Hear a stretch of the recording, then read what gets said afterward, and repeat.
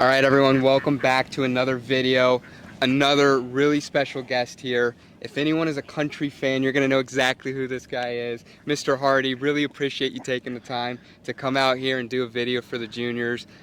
So, really quick question. Yes, sir. When you were growing up, what was one piece of advice that really influenced you to become who you are and helped you become the professional singer and a 5 handicap golfer? 5, that's very generous. You know, I mean, I don't remember like a specific person, but at some point in my life, I had just be yourself, kind of beat into my brain, and you know, you can only be, there's nobody else that you can be, and I've just carried that with me for a really long time. And obviously my sound and sort of the way I go about things with my music is a little bit different, a little unhinged sometimes, but also just a little left of center. And that all just comes from being myself, and I owe everything to that advice, because I'm very proud of that. I can hang my hat on that at the end of the day. I love that. Be yourself. Yes, sir. That's an amazing piece of advice for the juniors, to always be their self. Now, from your professional career as a music artist, how do you develop skills in the golf world as you do with the professional music?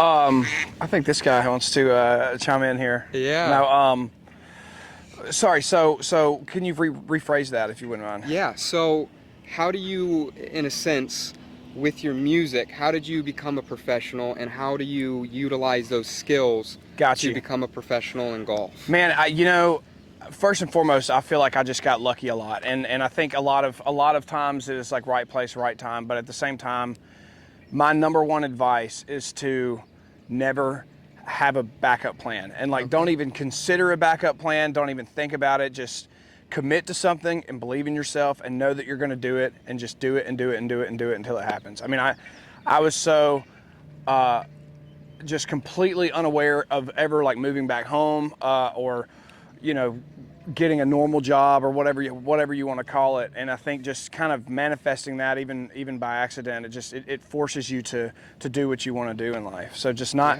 it might sound like bad advice, but my advice truly is to just don't give yourself ever a backup plan, and just keep doing what you're doing. I love that. Always commit yourself to what you're going for. Give it 100% commitment. Don't give it 95 and something else 5%. That's an amazing piece of advice for these juniors. Now, Hardy, one of the most influential things that has happened to you and, you know, helped you become who you are, you said, is, you know, being yourself. What is being yourself, right? What does that really mean to you? I think more than anything, it's not trying to be anything else other than just who you are as a person, what comes naturally to you, whether that's, you know, with your emotions or what you have to say in interviews or how you carry yourself.